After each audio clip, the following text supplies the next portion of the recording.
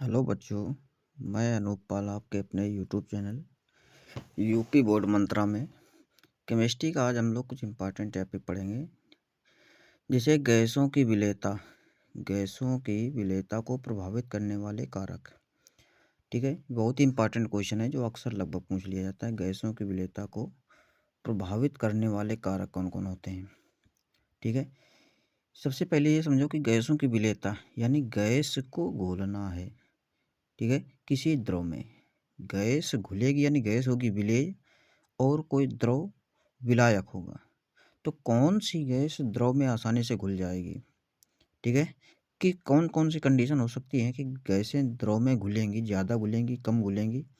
तो उन्हीं को प्रभावित करने वाले कारक कौन कौन से हो सकते हैं, यानी कौन से कारक हो सकते हैं जिससे विलेयता बढ़ेगी या घटेगी। तो सबसे पहला कारक देखो, जैसे लिखा है गैस की प्रकृति। गैसों की प्रकृति, ये गैसों की प्रकृति दिखा है, गैसों की प्रकृति। ठीक है, यदि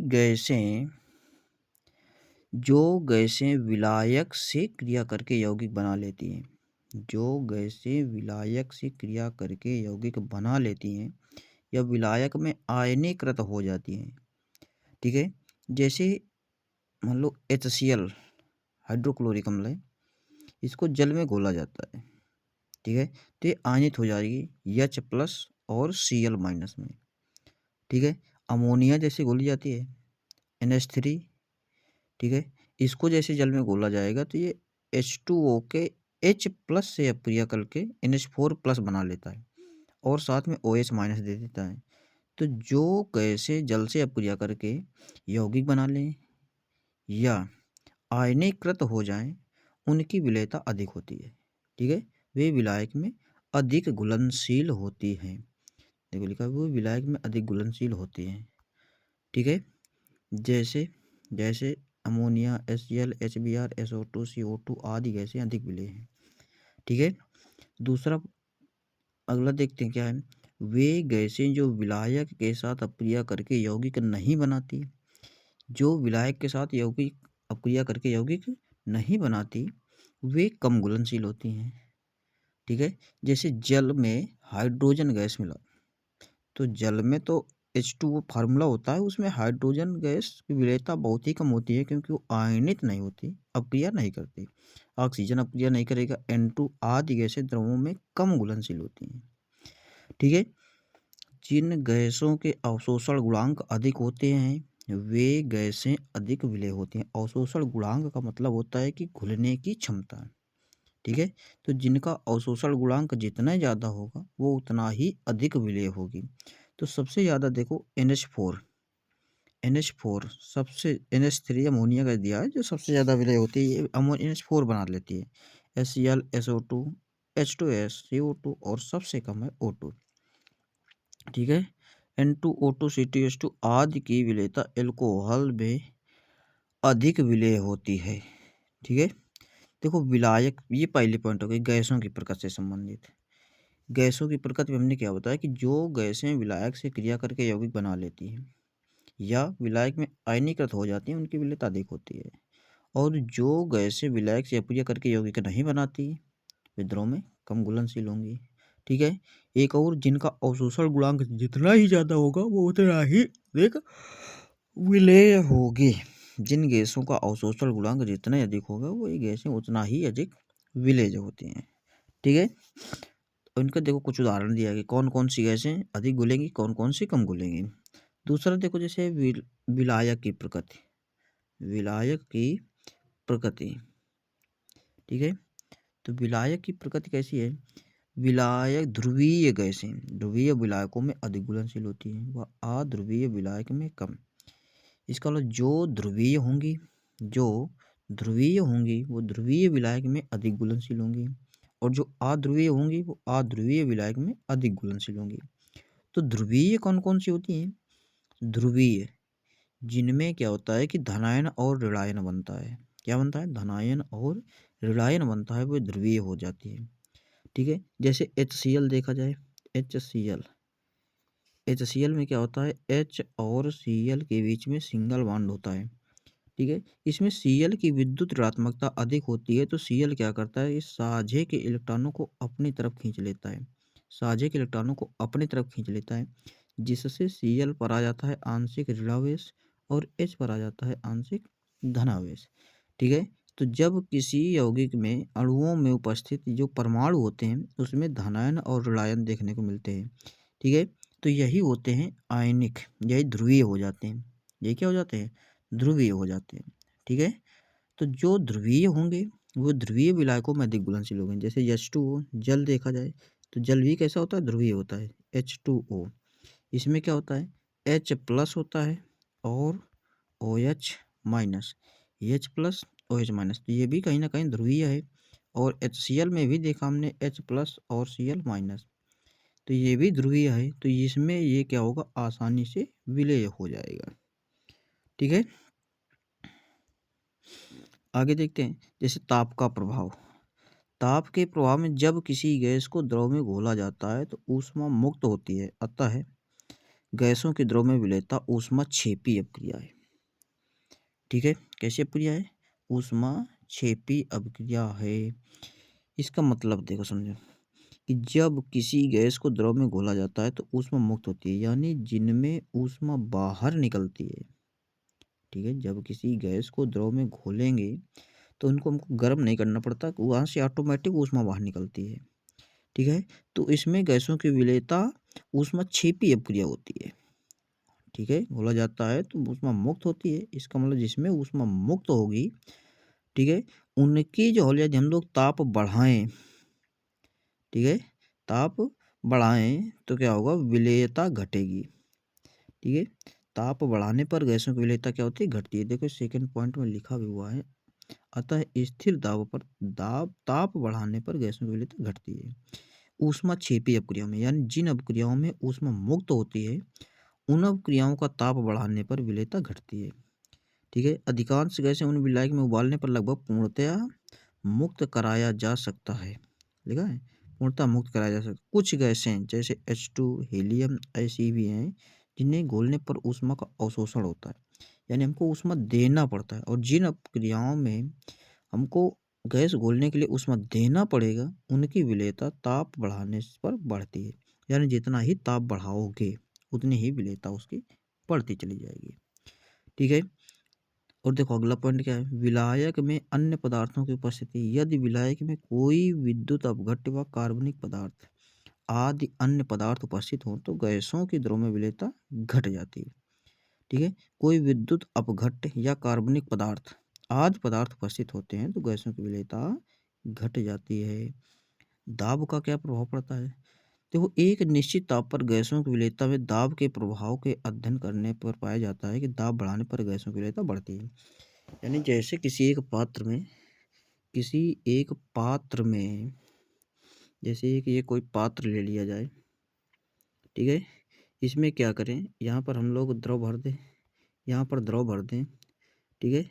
इसके ऊपर क्या करें, यहाँ पर कुछ गैस लेकर के ऊपर से इसको हम लोग बंद करके यहाँ पर दाब लगाएं, तो जितना ही ज़्यादा दाब बढ़ेगा तो ये गैस के अणु द्रव के अंदर जाएंगे, और जितना ही द्रव के अंदर जाएंगे उतना ही विलेयता बढ़ेगी। तो हम कह सकते हैं कि दाब बढ़ाने पर गैसों के द्रव में विलेयता बढ़ जाती है, ठीक है। गैसों के द्रव में विलेयता बढ़ जाती है।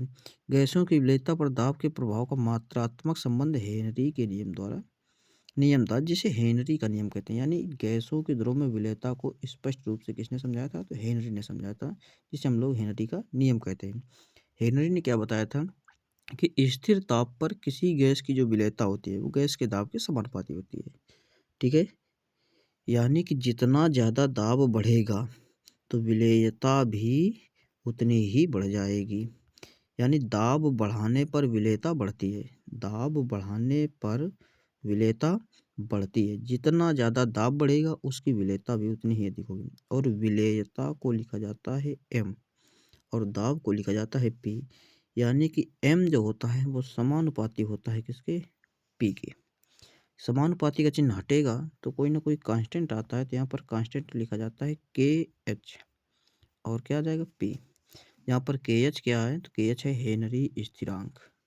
के एच क्या है, तो के एच है हेनरी स्थिरांक। ठीक है, देखो यही लिखा है हेनरी नियम। इस नियम के अनुसार स्थिर ताप पर किसी गैस की जो विलेयता होती है गैस के दाब के समानुपाती होता है, यानी दाब जितना बढ़ेगा तो गैस की विलेयता उतनी ही ज़्यादा बढ़ जाएगी। ठीक है, दाब जितना ज़्यादा बढ़ेगा उसकी विलेयता उतनी ही ज़्यादा बढ़ जाएगी। दूसरा पॉइंट देखो ये लिखा है, यदि विलेयता को विलयन में गैस के मोल अंश के रूप में लिखा जाए, यानी कि विलेय जो गैस घुल जाती है उसके मोल अंश मान लिए जाए कि कितने मोल अंश घोले हैं।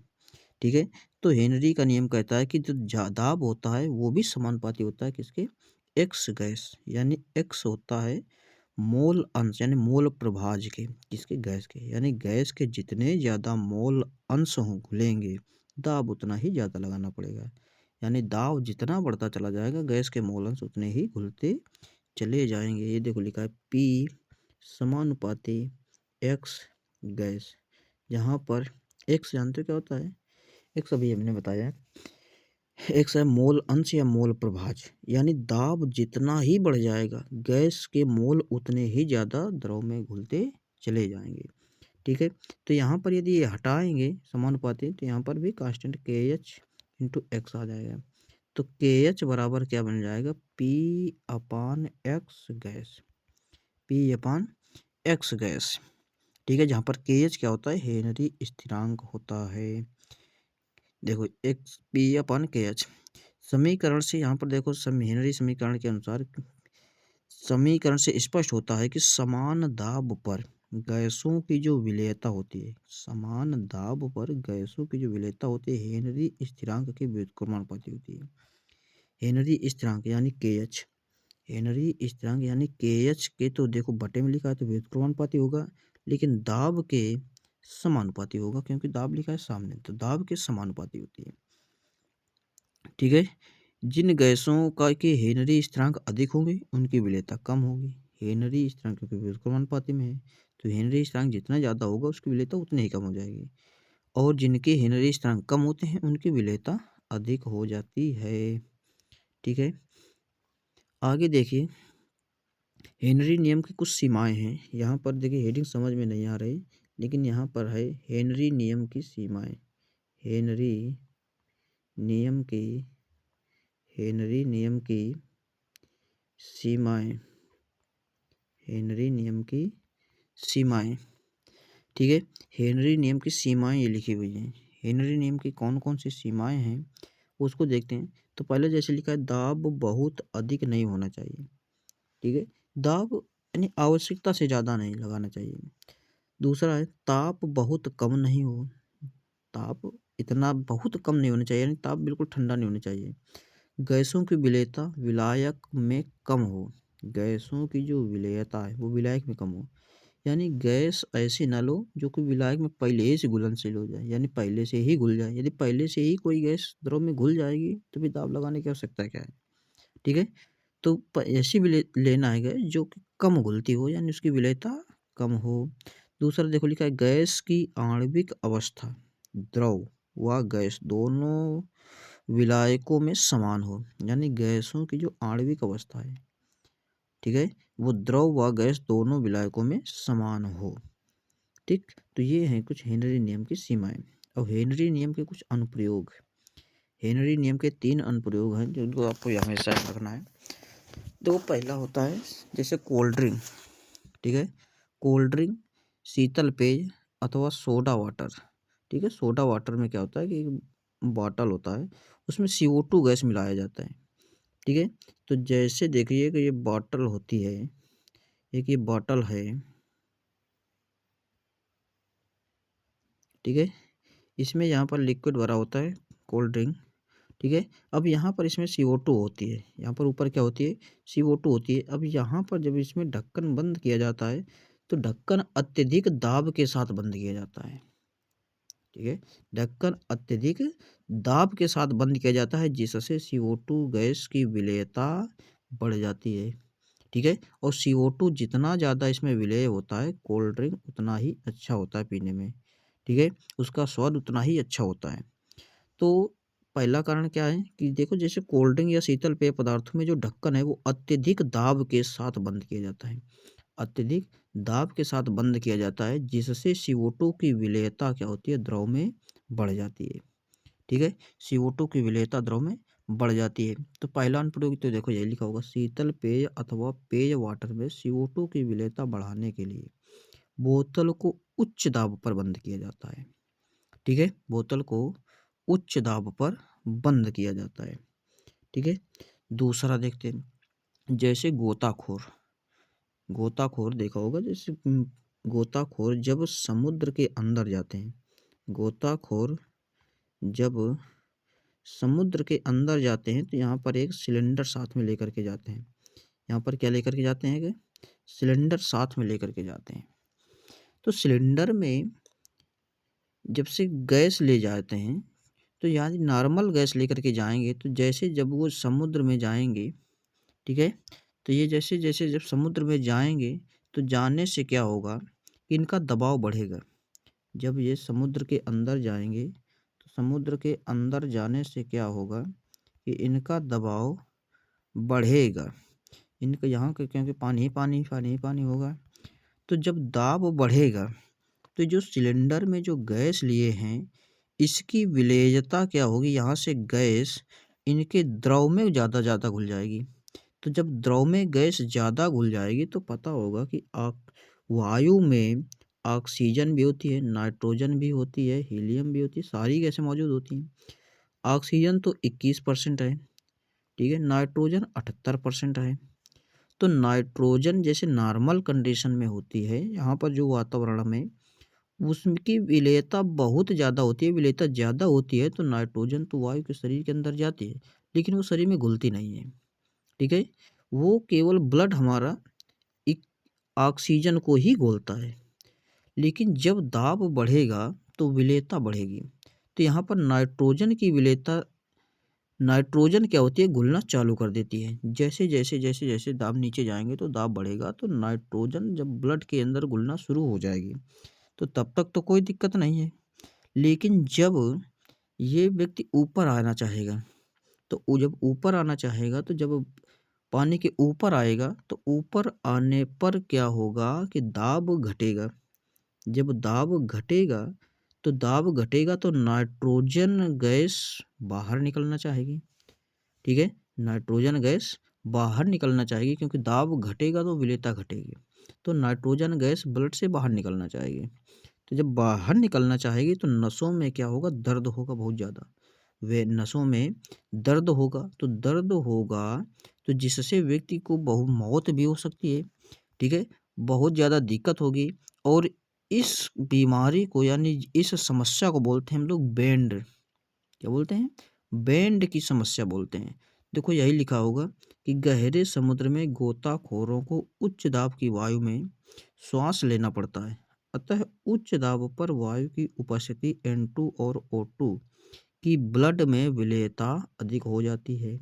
जब गोताखोर सतह पर आते हैं तो घुली हुई गैसें बुलबुलों के रूप में ब्लड में से निकलती हैं। यानी जो गैसें ब्लड में घुल चुकी होती हैं वो बाहर निकलना चाहती हैं। ये बुलबुले कोशिकाओं में अवरोध उत्पन्न करते हैं और ब्लड के प्रभाव को प्रभावित करते हैं। यह नाड़ी तंत्र के संकेतों के प्रवाह को भी रोक देते हैं। यानी जो नाड़ियों में, नसों में जो ब्लड का संकुचन होता है उसको क्या करते हैं, अवरोध उत्पन्न करते हैं, यानी रोकने का कार्य करते हैं। ये बुलबुले कोशिकाओं को नष्ट कर सकते हैं अथवा उन्हें बंद भी कर सकते हैं। परिणाम स्वरूप गोताखोर को अत्यधिक पीड़ा होती है जो कभी कभी घातक सिद्ध होती है। इस अवस्था को बैंड कहते हैं। ठीक है, इस अवस्था को क्या बोलते हैं, बैंड कहते हैं।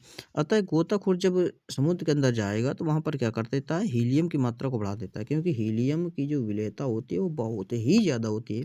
यानी कि दाब बढ़ाने पर भी वो आसानी से नहीं घुलती है। तो वहाँ पर नाइट्रोजन को कम कर दिया जाता है और हीलियम की मात्रा को बढ़ा दिया जाता है। देखो बैंड से बचाव के लिए गोताखोरों को गैस सिलेंडर में वायु के साथ हीलियम गैस मिलाई जाती है जिसकी विलेयता अत्यधिक कम होती है। सामान्यतः गैस सिलेंडर में जो हीलियम लिया जाता है वो 11.7%, नाइट्रोजन 56.2 और ऑक्सीजन 32.1% होती है। ठीक है। तो ये हो गई समुद्र के अंदर वाली बात, यानी कि जाएंगे तो बैंड की समस्या होगी। ठीक है, क्यों? क्योंकि नाइट्रोजन की विलेयता बढ़ जाएगी। नाइट्रोजन की विलेयता बढ़ जाएगी तो क्या होगा, तब जब तक समुद्र के अंदर है तो कोई दिक्कत नहीं, लेकिन जब बाहर आना चाहेगा व्यक्ति तो बाहर आएगा तो दाब घट जाएगा। ठीक है, तो जब बाहर आने पर दाब घट जाएगा तो नाइट्रोजन क्या होगी कि बुलबुलों के रूप में वेंस से यानी नसों से बाहर निकलना चाहेगी। ठीक है, नसों से बाहर निकलना चाहेगी तो क्या होगा कि नसों में अवरोध उत्पन्न होगा, उन पर दबाव बढ़ेगा। ठीक है, तो जिससे नसें प्रभावित भी हो सकती हैं और व्यक्ति की मौत भी हो सकती है। ठीक है, और इस कंडीशन में क्या होता है, व्यक्ति को बहुत ज़्यादा दर्द होता है। इस अवस्था को हम लोग बैंड की समस्या बोलते हैं। ठीक है, और इसकी समस्या को बचने के लिए हम लोग क्या करते हैं, सिलेंडर में नाइट्रोजन को घटा करके हीलियम को बढ़ा लेते हैं, क्योंकि हीलियम की विलेयता और भी ज़्यादा होती है, मतलब और भी कम होती है, ये नॉर्मल दाब पर भी नहीं घुलती। ठीक है, इसलिए नाइट्रोजन को कम कर लिया जाता है। ठीक है, यदि देखा जाए हम ऑक्सीजन, नाइट्रोजन और हीलियम को ना लेकर के केवल और केवल ऑक्सीजन ले लें तो क्या हो सकता है, तो केवल यदि ऑक्सीजन ले लिया जाता है तो वो भी बहुत नुकसान होती है। जब ऑक्सीजन यदि पूरे सिलेंडर में ना हीलियम ना नाइट्रोजन कुछ ना ले जाएं, केवल और केवल यदि ऑक्सीजन ही लेकर के चले जाएं, तो ऑक्सीजन क्या होता है कि जब ऑक्सीजन ही होगा तो ऑक्सीजन की तो विलेयता और भी ज़्यादा होती है। तो जब पूरी पूरी ऑक्सीजन हो जाएगी तो जब हमारी नसें होंगी तो नसों में ऑक्सीजन बहुत ज़्यादा मात्रा में घुल चुकी होगी, आवश्यकता से अधिक। बहुत ज़्यादा मात्रा में ऑक्सीजन जब घुल चुकी होगी तो यहाँ तो कोई समस्या नहीं आएगी, लेकिन जब ऊपर आएंगे तो यहाँ पर क्या होगा कि ऑक्सीजन बहुत ज़्यादा मात्रा में होगी, तो ये क्या करती है, ऊतकों से अपक्रिया कर लेती है। किससे अपक्रिया कर लेती है? ऊतकों से अपक्रिया कर करके ऑक्सी हीमोग्लोबिन बना लेता है। ऊतकों से ना बोल करके हम बोल सकते हैं कि ये ब्लड से, यानी ब्लड में जो यहाँ पर ब्लड ना बोल करके ब्लड में जो हीमोग्लोबिन पाया जाता है, कौन पाया जाता है, हीमोग्लोबिन। हीमोग्लोबिन से अपक्रिया करके ऑक्सी हीमोग्लोबिन बना लेता है। क्या बना लेता है? ऑक्सी हीमोग्लोबिन बना लेता है। ठीक है, ऑक्सी हीमोग्लोबिन बना लेता है, जो क्या करता है कि ऊतकों को प्रभावित कर देता है, यानी ऊतकों को नष्ट कर सकता है। ऊतकों को प्रभावित कर देता है, जिससे ऊतक नष्ट हो जाते हैं तो व्यक्ति को समस्या हो जाती है। ठीक है, तो ऊतक जब प्रभावित हो जाएंगे तो आदमी को समस्या तो होगी ही होगी। तो इन समस्याओं से बचने के लिए हम लोग प्योर ऑक्सीजन भी सिलेंडर में नहीं ले जा सकते।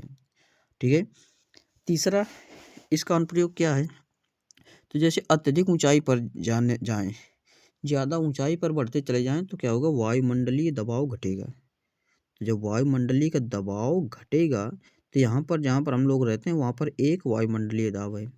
जैसे जैसे हम लोग धरती से ऊपर की ओर बढ़ते चले जाएंगे तो दाब घटेगा। तो जब दाब घटेगा तो ऑक्सीजन की विलेयता भी घटेगी।